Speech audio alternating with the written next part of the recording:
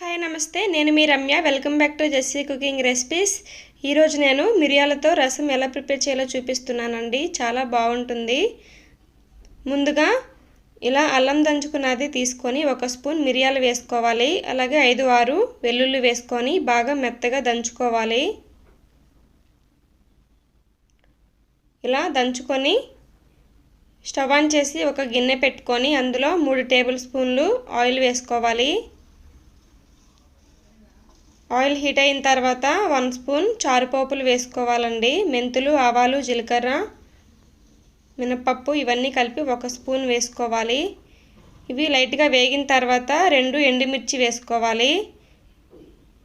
ఎండుమిర్చి వేగిన తర్వాత 1/2 టీ స్పూన్ పసుపు వేసుకోవాలి. అలాగే ముందుగా పెద్ద నిమ్మకాయ సైజ్ అంత చింతపండు తీసుకొని నానబెట్టుకొని 1 లీటర్ వాటర్ వేసుకొని చింతపండు రసం తీసుకొని వేసుకోవాలి. ఇప్పుడు ఇందులో 1 రెమ్మ కరివేపాకు అలాగే కొంచెం కొత్తిమీర వేసుకోవాలి. ఇప్పుడు ఇందులో 2 టేబుల్ స్పూన్లు సాల్ట్ వేసుకోవాలి. అలాగే ముందుగా మనం దంచి పెట్టుకున్న మిరియాలు, వెల్లుల్లిని కూడా ముద్ద వేసేసుకోవాలి. వేసుకొని బాగా కలుపుకొని మీడియం ఫ్లేమ్లో ఒక 10-15 నిమిషాలు మరిగించుకుంటే సరిపోతుందండి. ఎక్కువసేపు మరిగించకూడదు.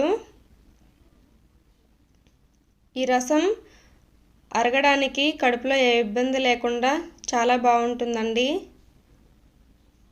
జ్వరం వచ్చినప్పుడు కూడా ఇలా ఈ రసం చేసుకొని తింటే అన్నం కూడా తినాలనిపిస్తుంది మనకి.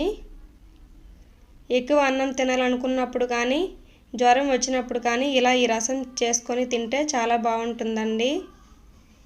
ఇలా 10 నిమిషాలు మరిగించుకున్న తర్వాత ఇప్పుడు ఒక బౌల్లోకి తీసుకోవాలి.